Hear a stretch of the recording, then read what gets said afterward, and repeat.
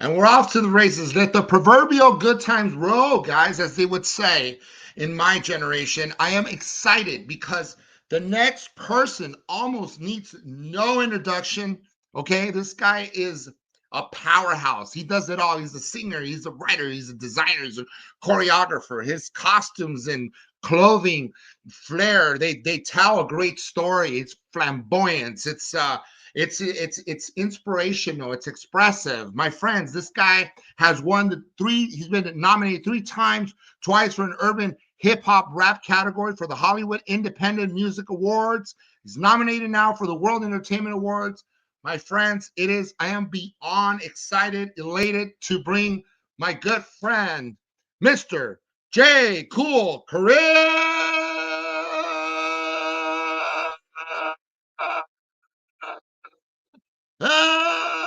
Yes. I did it, dude. Yeah, I felt like I was like on cue, like a dance cue, like ready, go. And then you landed, which was I landed right on it, right? You know what I'm saying? It's pretty hot in here, baby. Woo! That's why we wearing red. You know what I'm saying? Good old Woodland Hills in San Fernando Valley, dude. Oh, is that it? Yeah, San Fernando Valley is where it all happens, right? The olden days, it was the what do you call it? The capital of porn, and you know, obviously you had in the olden days, you had Richie Valens, right?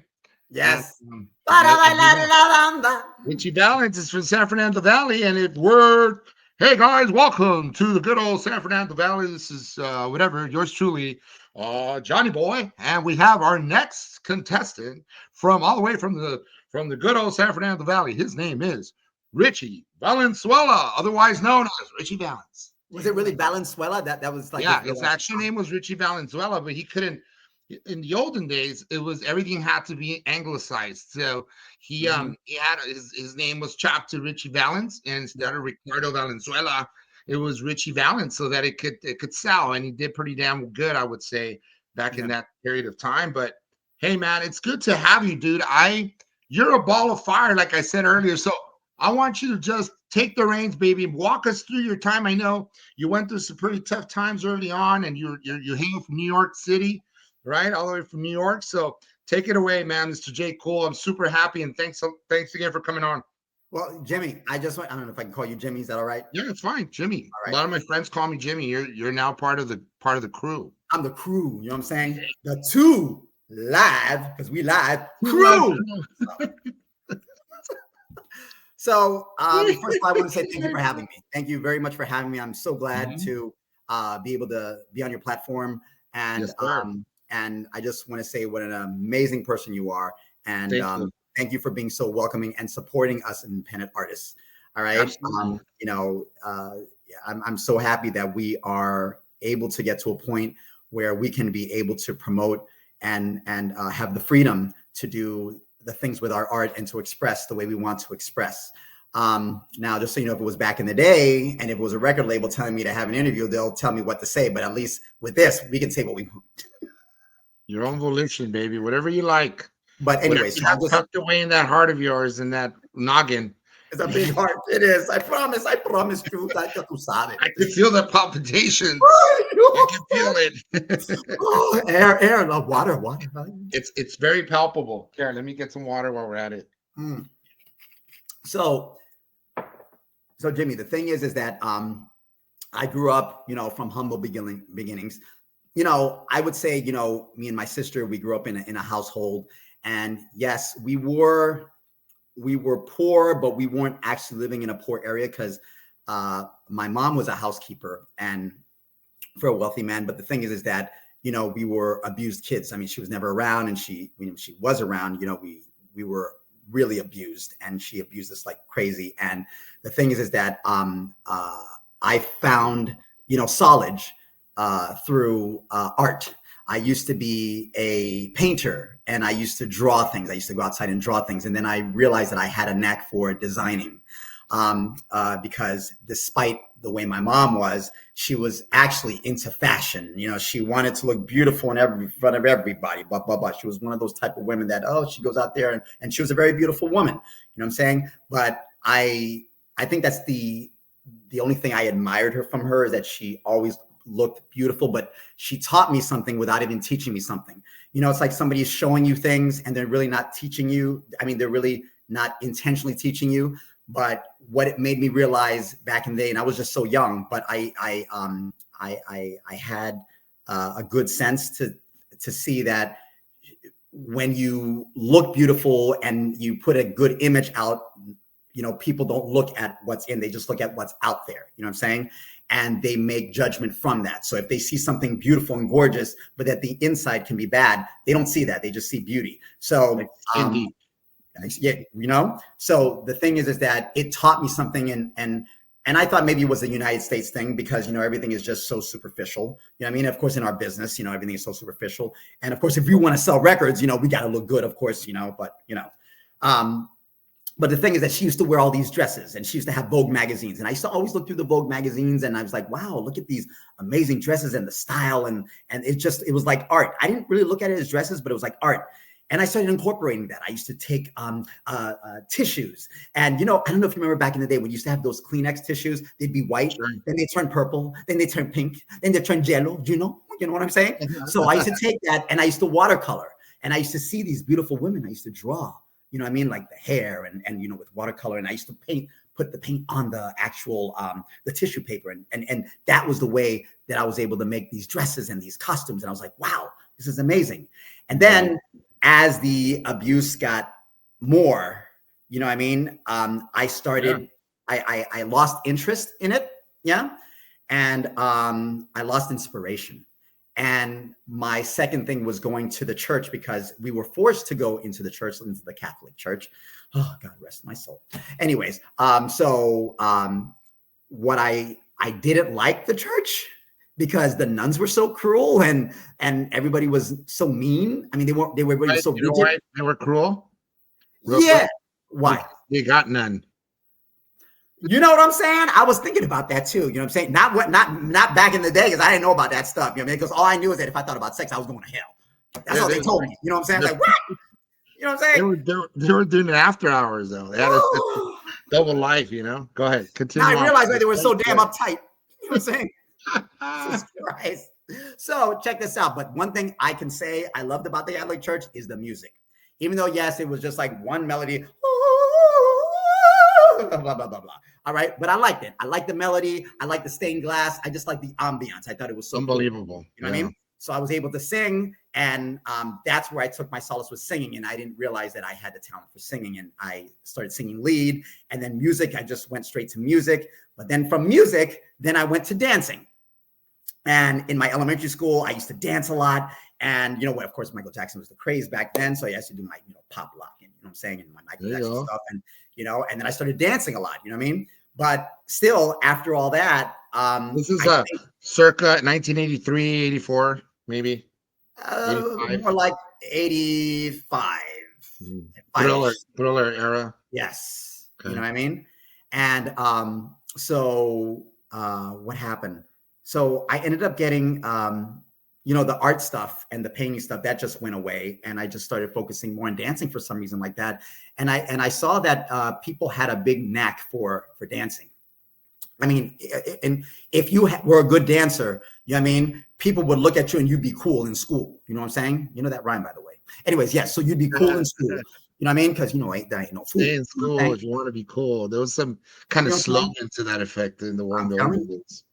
So the thing is that we started doing dance contests, and I used to always win the dance contest. I said, you know what? Damn, I was getting more friends. The girls were all over me, and everybody was just like wanted to be my friend. I said, you know what? I could use some friends because I don't want to go back home because, you know, a lot of abuse back home. So I took solace in that. And the more I wasn't home, the better I felt. You know what I'm saying?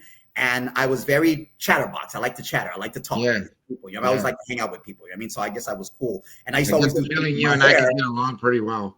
And I used to, I was a jokester, man. I used to love making And I was the class clown. You know what I mean? But I mean, not too crazy, but you know what I'm saying? A little crazy, you know what I'm saying? But then after that, I got into dancing. And from dancing, I decided to start singing again. And once I started singing, I started getting in with bands. You know what I mean? I used to get in with the corporate bands because not only can you make money with those corporate bands, but you get to sing all these types of musics. You know what I mean? Now, the only thing I didn't like, because I was so young at the time, and the corporate leaders of these bands, they were older. Of course, they were white.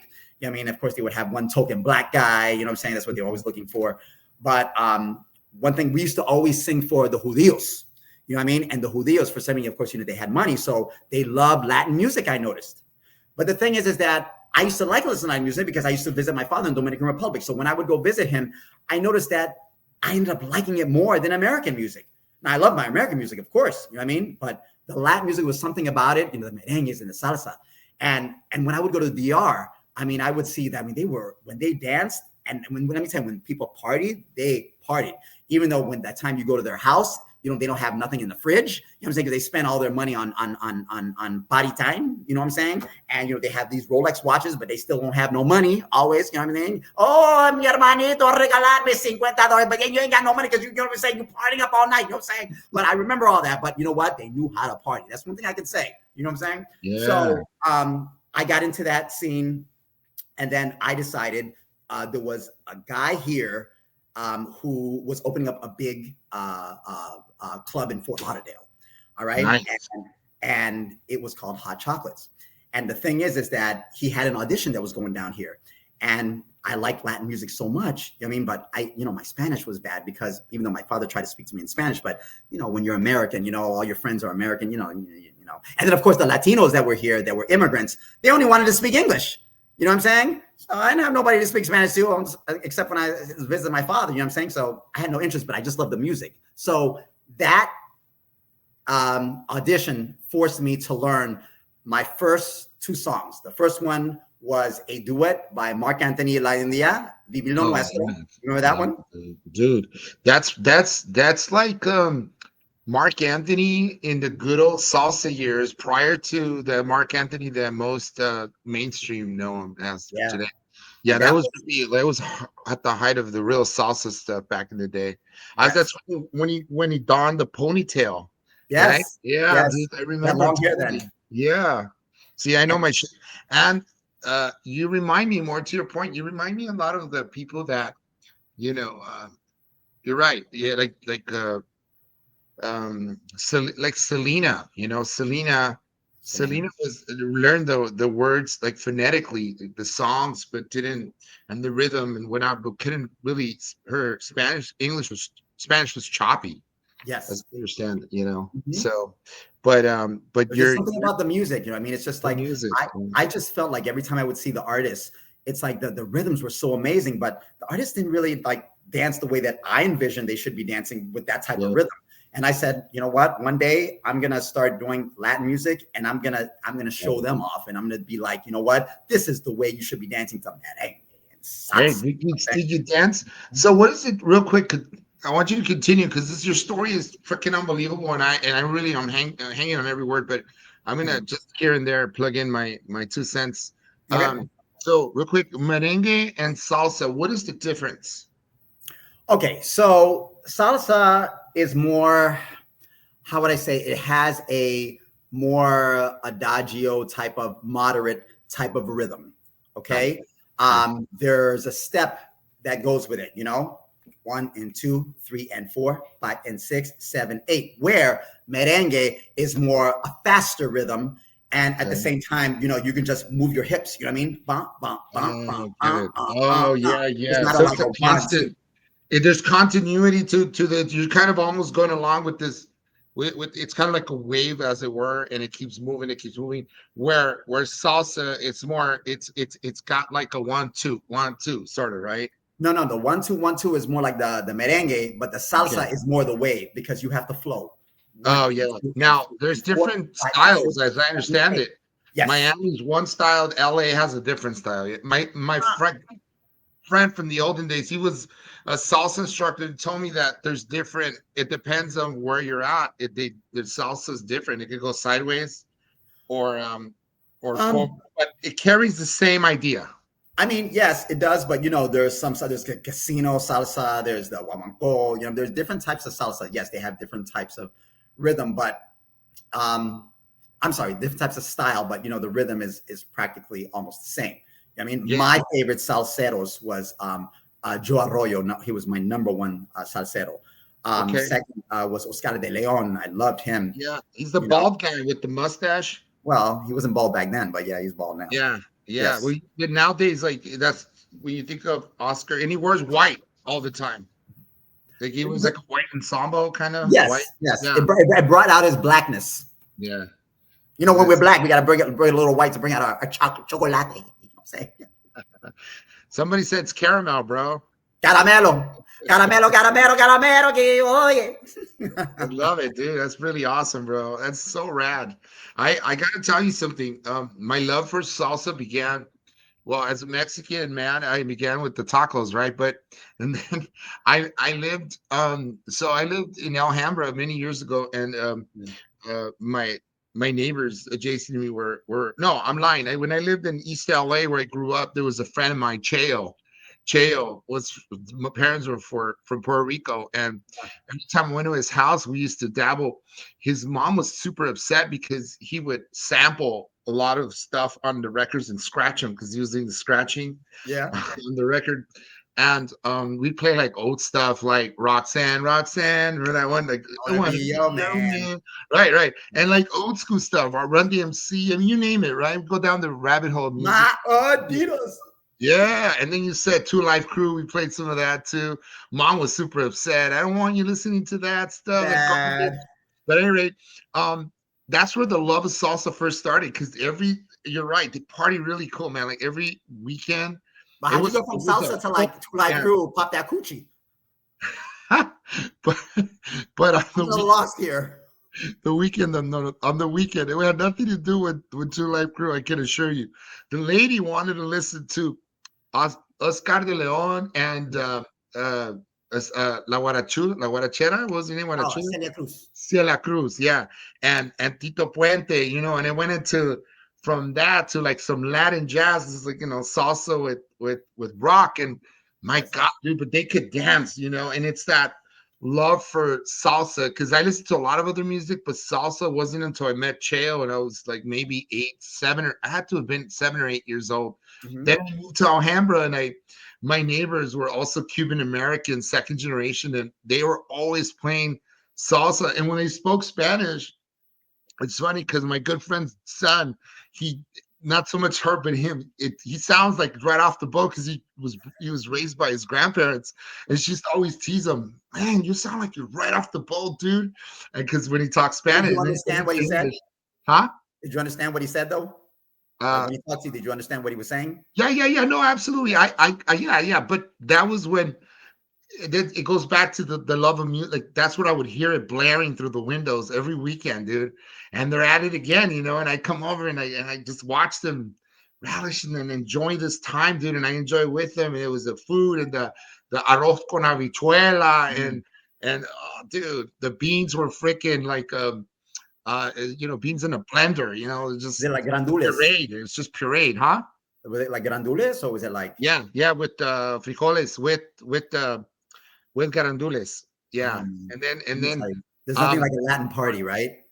Dude, it was something else. But anyway, I got lost into that. Point is, that's the first, like, the love of salsa. And then after that, every time I hear it, I tell my girl, man, it's like salsa is something else. It's really puts you in a great mood no matter what's going on. Yeah. So man. go on.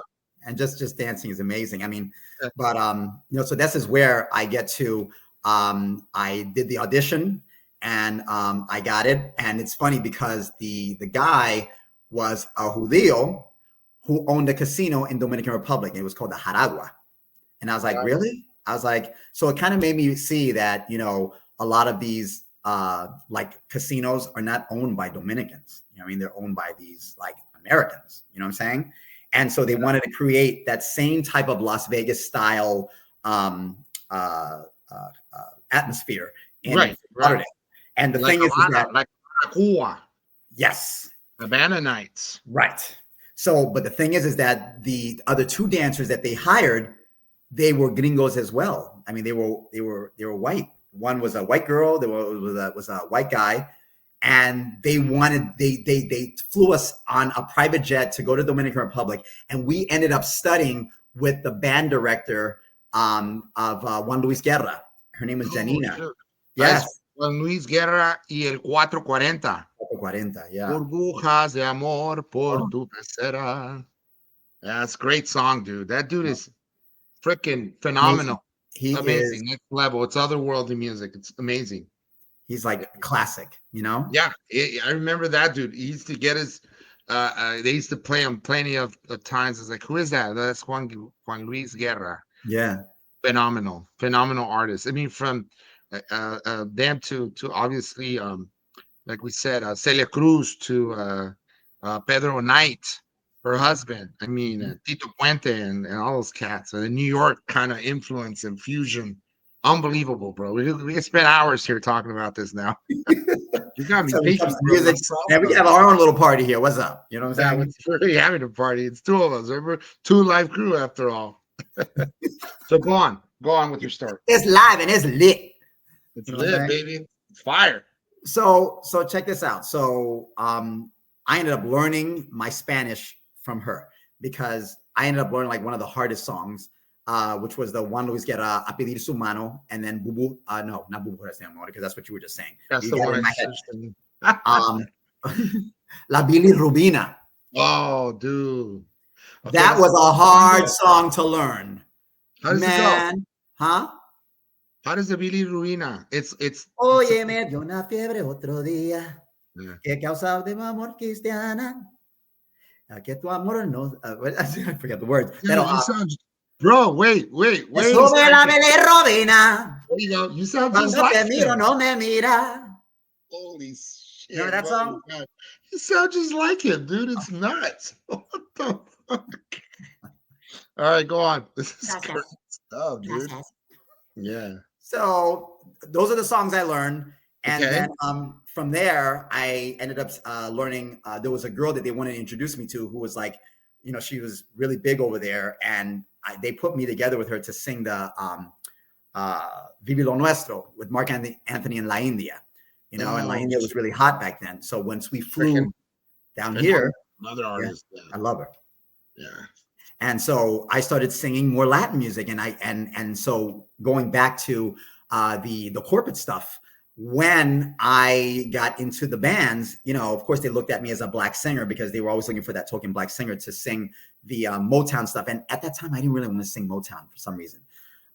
Yes, there were some good Motown songs, but at that time I didn't like Motown. I wanted to do like the current stuff because, you know, I was really young at that time. So I was like, you know, and I like to move, you know what I'm saying? I want to do some crazy stuff, you know? So, but then when they found out that I sang in Spanish, they're like, oh, you know what? That's good because, you know, our crowd likes Latin music. So I started doing a lot in Latin music. Yeah, I did some of the R&B stuff, but I did a lot of Latin music, and the people got on the dance floor. They were dancing, even though they didn't know what they were doing, but they just liked that rhythm. You know what I'm saying? And I just knew that, you know, Latin music is not just for Latin people. You know what I'm saying? It's also for Americans.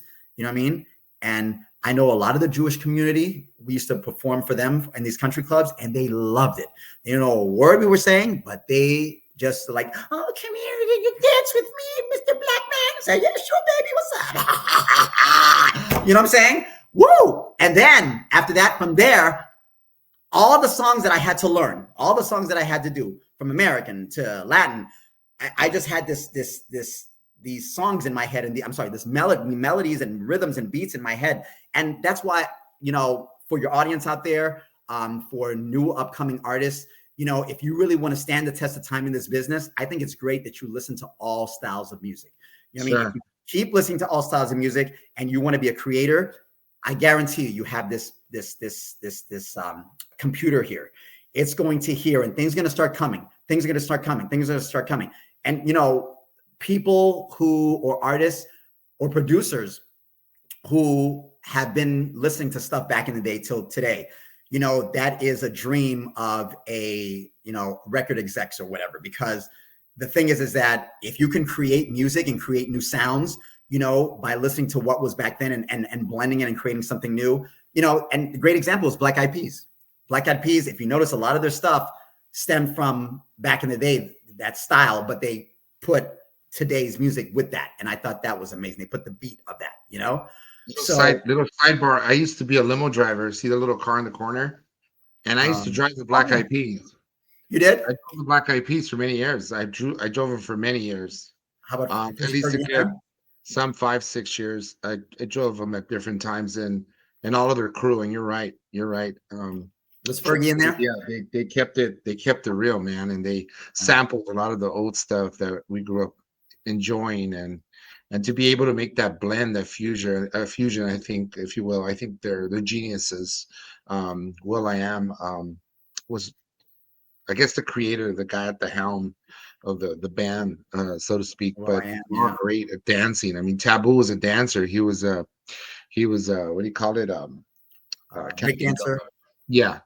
He's the one with the long hair, right? Yeah, he used to have long hair. He's Latino. He's a Mexican, Native American. Taboo cut his hair. Yeah, and he was a graffiti artist, I think, also, and he's got that style of the music, the style of clothing. I mean, these guys are just revolutionary. They were ahead of their time early on. Was he from LA? Yeah, they're from East LA. They're born and raised. They have a new song, East LA, and they're from Boyle Heights. Look them up. They're from Boyle Heights. They lived. will.i.am lived in the projects. He grew up on 8th Street in East LA, off of Soto. And Taboo, I think he has roots in Northeast LA, like Lincoln Heights, Dogtown area, and then he moved to Rosemead.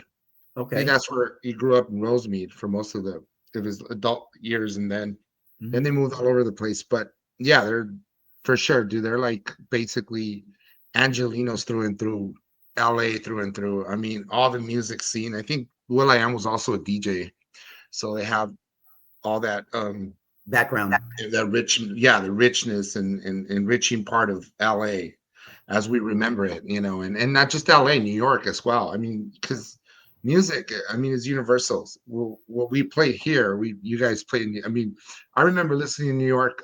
What's that guy, Noel? He has that one song. Silent Morning. Is that the one? Come on, man. And we love that kind of music. And my older freestyle, right? You see what I'm saying? So a lot of that stuff is being sampled now. But Noel, I mean, is from New York, but the music you guys listen, Lisa, Johnny B, all those cats, the freestyle. We're still listening to it today and other new music. Is it Johnny B or Johnny O? I think it's Johnny B, I believe. Or Johnny O, maybe. I don't know. Talking about Stevie B. Stevie B. Thank you. Stevie B. Thank you. You know your shit. All right. So go on. Where were we? Oh, yes. Yeah. So getting back to when I started writing music. So after that, I started writing music. I still was doing, a lot of the gigs, the corporate gigs and stuff like that. And I must say that, the corporate gigs, really helped because it showed me how to entertain a crowd. I mean, I wouldn't say it showed you the money. It showed me the money too, but I don't think I was really looking at the money. Of course, the money was good, but I was looking more at the aspect of getting my foot wet and to learn how to get out there and interact with people. That was very, very important, because if you don't start doing like that, it's like paying your dues. Especially if you want to be an entertainer, then you gotta earn your stars. You have a hard time. Yeah. Earn your stars and stripes for sure. Yeah. Because, once you start, if things start really going well for you, you want to know how to handle it when you have a bad night with your voice. Maybe when you've been pushing, maybe if the sound is bad, you get a bad sound guy. That's another thing. You get a bad sound guy and you end up pushing, And sometimes, we want to be able to give, and we don't instinctively, especially at that time, I was just like, they have to hear me. They have to hear me, instead of saying, you know what, I got another gig the next day. Let me back off. I'm not going to fight with the microphone. You know what I mean? So you got to learn how to work that. You got to learn how to take care of your instrument. You know what I mean? You got to learn how to sleep. That was another thing. And the thing is that a lot of artists, I always ask myself, why do all these artists get on drugs? Why do they end up drinking so much, and abusing themselves? You know what I mean? When they're doing so well. Well, I realized that after every show, I started getting this high. You know what I mean? It's like, because I'm performing, I'm dancing with the people and blah, blah, blah. And I get this high. So when I get home, it's like, I can't sleep. Huh? You're writing this momentum, and it's just climbing, and you're at the height of it. It's peaked. And it's like, I need to calm down, but I can't calm down. And now I can't sleep. So, back in the day, all I did was sleep late, because I come from a show. I can't just go straight to bed and sleep. I mean, I'm still on a high. But then at the same time, going back to that, I always keep my eyes open to learn not only about the business, but to learn about artists. I study a lot of artists and see why they have these downfalls. And I realize that once you get into this business, especially if you're signed to a label, they expect you to look a certain way, to be a certain way, which that might not be even be you. So now you're battling with yourself to ask yourself, is this who I really am? And on top of that, you get out there, you're uncomfortable with yourself. Why? Because you can't be yourself because of what you portrayed yourself out there to be, because thanks to the label, they said, this is what you're going to be. This is what you're going to like. This is how we're going to package you. You know what I'm saying? So now you get lonely. You get lonely because the people who are around you, they only see you because of where you're at. You know what I'm saying? Somebody told me it's lonely at the top. Buddy. Yeah. Yeah. You know what I'm saying? And then you start microdosing, and then you start really hitting the hard stuff, at some point. Yeah. Oh, interesting. You just kind of, my head's unraveling like every which way. You got me pretty mind blown, like, wow. And when a lot of artists, that's something you don't take into account. A lot of people are like, oh, this person, he's a junkie, or this person hit a bottom low, like they're all bottoming out. See, that's why you don't want to do this. But nobody factors in everything you just finished talking about. That's super important. And it's interesting. You said, thanks for sharing that angle of common sense that amongst the artists, that I'm sure, it's not so common for us that, I don't sing only in the shower. But it's so true though. It's so true. Like those, because all these are paid gigs that you have, they're all lined up in the linear, and you have to go, and like they say, the show must go on, so to speak. So every time you're doing your thing, at some point, if your throat gives out, let's say this one time or whatever, and you still have to take into account, oh shit, I got to be ready for tomorrow to shine as well. And that's where it takes its toll, right? No, you know what it is? Think about it. It's the pressure, because you do a good job one night. And if you're the type of person who's like, well, I got to do another good job. I don't want to, I don't want the crowd to think of this. I don't want my fans to think this. So I got to constantly be on and on and on and on and on. And you're like a machine. You don't have any time to rest. You don't know how to rest because you got to keep boom, boom, boom, boom, boom. You know what I'm saying? Right. Yeah, for sure. Yeah. And that's what it's coming from every which way, that pressure, like you said, the record company, the people behind you, and now yourself, right? Because now this is like, dude, I did it so well the other day. I need to keep it up. Exactly. And not just that, remember that you're also competing with what's coming out new. You know what I mean? So they're the companies are gonna put that in your head. Like, remember, you know what I mean? There are new artists out there, and you can just go away and the next one's going to come in. They put that in your head. So it's like, now it's more pressure. I mean, you can't relax and be an artist. And to be an artist, you have to be able to relax and let it flow. You have to let it flow. And when you're not flowing, it's trouble. Man, dude, I'm taking notes, bro. You got to do a class for sure. You got to do a class. We should team up and do something together, bro. I'm serious. Let me know, man. 2 Live Crew in the house. Jaycool, let me ask you this. You're super charismatic. The name fits you well. Hence, Jaycool, charisma. You have charisma for days. Your showmanship in every which way, in every sense of the word. You're funny. You're witty. And you have color, man, which is fantastic. A flair to you. Let me ask you this. Okay, so let's talk about the days when you landed a part with Gary Busey. Come on. And what did you say it was? Roy Scheider? Roy Scheider. From Jaws, dude. From like Jaws, Yeah. And for the Latinos that are listening, El Tiburón, el película de Tiburón. The 50th anniversary of that film, by the way. Yes, you're right. Speaking about that, right? So, okay. So before I started doing the gigs with the corporate gigs, the music gigs, I started getting into acting. I didn't go to school for it. What I started doing, because I wanted to do modeling, you know what I mean? But then, of course, at that time, you know, to be a male model, you had to be tall. It wasn't like now you can be, you know, I'm like 5'10". You know what I mean? You have to be like 6 feet or whatever. You know what I'm saying? And I didn't have all that. And of course, being a person of color wasn't easy either, just so you know. So I said, you know, let me get into, I'll use my modeling pictures and I will start doing auditions. And so I started doing auditions, just being the natural that I am. And I started landing roles. And I started doing like stand-ins first. Like the first stand-in I did, I remember it was, I don't know if you remember Wild Things with Denise Richards. Yeah, that was a good one. Yeah, Those Matt Dillon. the two girls, a threesome and stuff with that one guy. Yeah. Right? Wild Things. It's that one cat. God, I can't think of his name, but anyway. Matt Dillon. I know the film. Mm-hmm. Yeah, Matt Dillon, Kevin Bacon was in there. Matt Dillon. There you go, Matt Dillon. So I did a stand-in there. And then from there, I did another stand-in. Well, not a stand-in, but it was like an extra in the John Leguizamo, The Pest, because they had like a conga line. So I was doing the conga line thing. And in a way, it was kind of cool, but it was like, I don't know. I thought it was kind of abusive to like, you know, us extras, because we had to stay 14 hours a day. 14? 14. It was 14-hour days. We had to stay there early in the morning, and we stayed there 14 hours. And then, you know, if they need you, blah, blah, blah. But one thing what I was learning, well, I mean, I started making a lot of friends, which was good. You know what I mean? And yeah, because of course your charisma kicked in. Well, thank you. But, you know, I started, you know, hanging out with people, making connections. So I thought that was cool. But at the same time, if you wanted to get a bigger part, you can actually excel there if you just like kind of put yourself in, right? Which I did. And then I ended up getting a bigger part. The producer saw me, and he was filming the movie Plato's Run on HBO. And that's the one with Gary Busey, Steven Bauer, and Scheider. So they wanted to have me as the bad detective.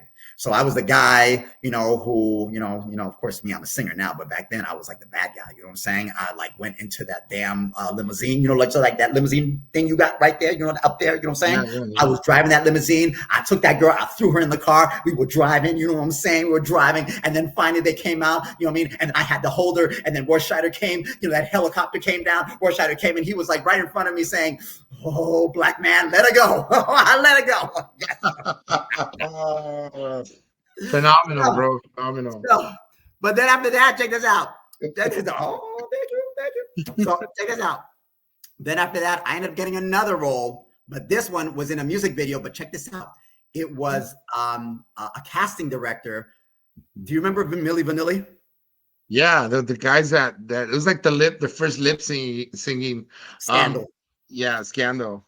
Okay, so the guy who put them together, okay, his name was I remember he just died. Oh my God, what was his name? Anyways, I'll remember. But that guy, Lou, right? Lou had nothing to do with them, right?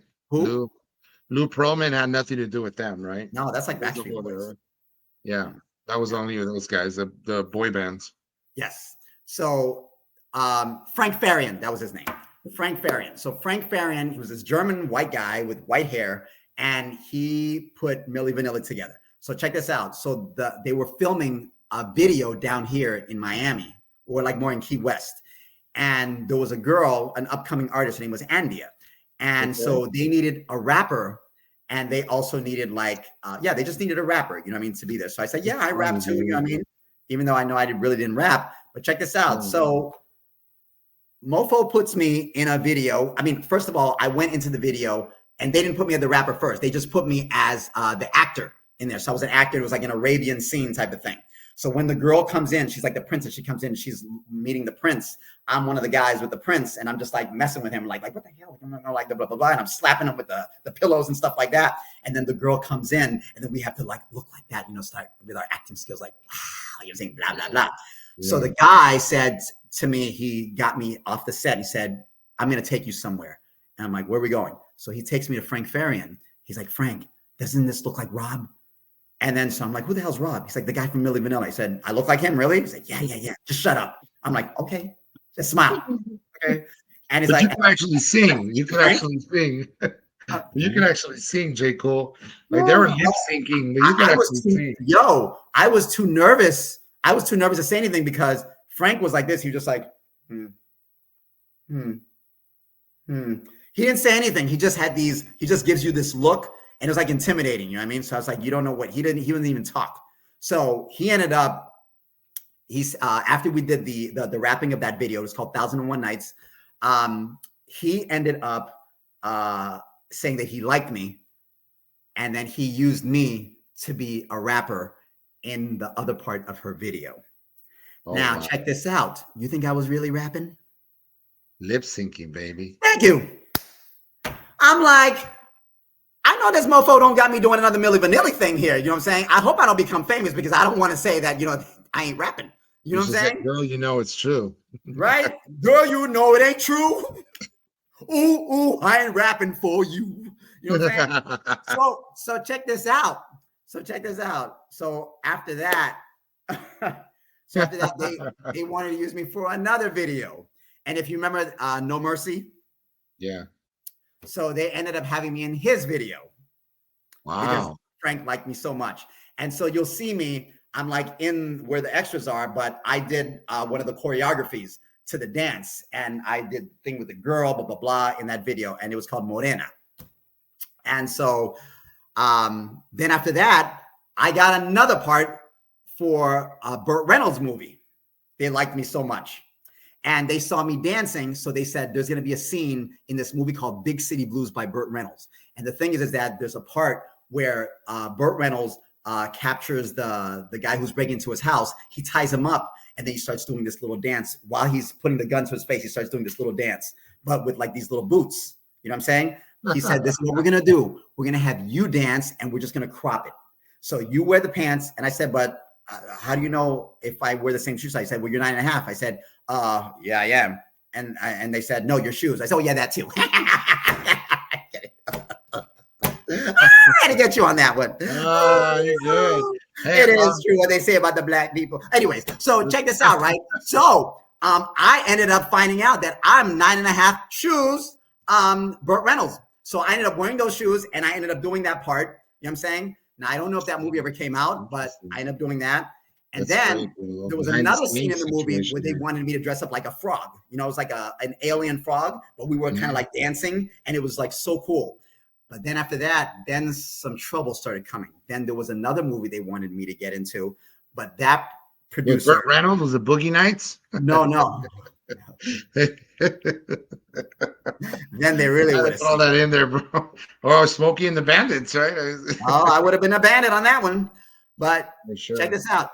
So I decided to leave the film industry, to make a long story short, because the producers were asking me to do things that I didn't want to do, if you know what I mean. They were sexually harassing me. And I said, no, I'm not doing that shit. So I had a bad taste in my mouth and I decided to start going to music. That's when I got into, more of the singing because I knew I was a dancer.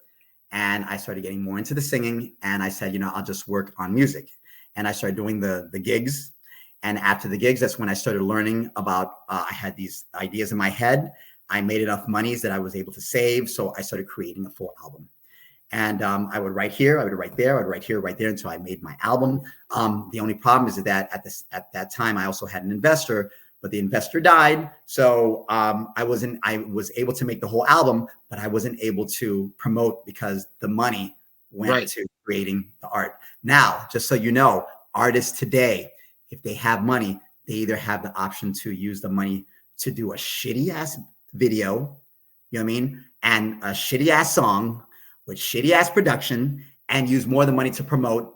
And that's what I saw around maybe the 2000s or the late 90s. People were putting out crappy stuff, you know what I mean? And they were putting more money on the promotions because promotion is very expensive. And for some reason, I don't know if you notice sometimes when you see crappy music out there, like, what the hell is that playing? And why is that playing? But then you end up like, damn, it's so crappy, but damn, I gotta listen to that shit every day. And then you like, you know what? Damn, like, I kind of like it now because you listen to it so many damn times. You know what I'm saying? That's right. It works. It's subliminal. It gets into your head. So I learned that trick too. You know what I mean? But I said to myself, it's either I put my integrity, use the money for my integrity of the art. And if I don't have enough money for promotion, I don't care as long as I created something great. But I was thinking like future wise that if I create something now with all the money that I have, you know what I mean? Because I know my vision is going to be expensive because I like amazing things, you know what I mean? Because that's who I am. Yeah. So by nature, you're just like that. You're wired that way. Yeah. You know, and then you want it's going to be spectacular with all the, I think all the bells and whistles for sure. It's gonna be amazing. And Jaycool, I want to tell you, I've had a blast. It's 45 minutes. It's unreal. It feels like it just blew by. It blew by really. I just want to thank you. Yeah. Well, wait. Can I say something before we leave? Sure. No, I was gonna give you a couple minutes. Yeah. Oh, okay. So let's wrap this thing up for sure, but then we'll have you come back. Okay, go ahead. Okay, so in 2017, my song "Senorita" it was #1. And the promoters basically, they stole my money. They didn't do what they were supposed to do. I was depressed for years. And then after that, I decided to keep going. And I had people around me to say, keep going. And I took that song and I started promoting it again. And that's when in 2023, it got nominated at the Hollywood Independent Music Awards. And I kept going more. And now my new song, Fantasía Sin Finales, just came out 3 months ago. And it, by the way, the song Senorita, I decided to re-promote it again this year. And in Latinos Unidos Online, it was on the charts for 7 months and it peaked at number 13. And I just want to say thank God. And thank you for letting me share that, because I just want to tell your viewers, any of your artists out there, to don't give up. You know what I'm saying? Because I thought of giving up because my money was gone and, promoters heard it already. So I'm like, I can't promote this anymore, but I still kept doing it. So even though you're an independent artist, there are a lot of people who haven't heard it. You know what I mean? So just keep going with that. And guys, please check out my new song, Fantasía Sin Final, in Spanish. You'll see the video. I designed the costumes. I choreographed the dancers. I did the hair, the makeup, and I produced the whole song. And you're going to love it. It's very entertaining, and it's kind of a love story, but sexy in a way, sexy Latin. And I also have a version in English, Endless Fantasy as well. Okay. And that song just got nominated last month at the Hollywood Independent Music Awards. Yes. Congratulations, bro. That's right. Thank you. Thank you. I'm beyond thrilled to have had you on the show. You're honestly just a powerhouse, dude. I can't express myself sometimes as I wish I could. Or you think I can? Just the fact that you're just bigger than life for me. You're bigger than life. Attitude and positivity is amazing. It's very palpable. And I just wanted to thank you for this moment. You gotta, for sure, we gotta like definitely do this again. Sure. We could talk about a few other things that we left out, but bro, you're an inspiration. Know it. And my God, you've inspired me. I think I'm gonna start singing. Fuck it, you know. I should just go and take off and start singing. Just do it. I'll sing with you. But you're backup. Yeah. Maybe I could do Milli Vanilli style. You know, you can do the singing. I can just do the. Oh, you know it's true. Jaycool Charisma. Yes, and please tell everybody to find me on Instagram, Jaycool Charisma, and Facebook, Jaycool Charisma on all platforms. And my song, Fantasía Sin Final, is on all platforms as well. Please, you support it. I know you'll love it, so I can make more great music for you guys. Social media handles, you took it away. That's what I love about this. You did all my job for me today. Thank you so much, Jaycool Charisma. You guys, ladies and gentlemen, that's my show. Till next time, hello and goodbye until we meet again. That's Almost Famous Radio Podcast with Jim Francis Mates. And you guys can follow me if you like. If not, I will come after you. All right, guys, take care. Bye.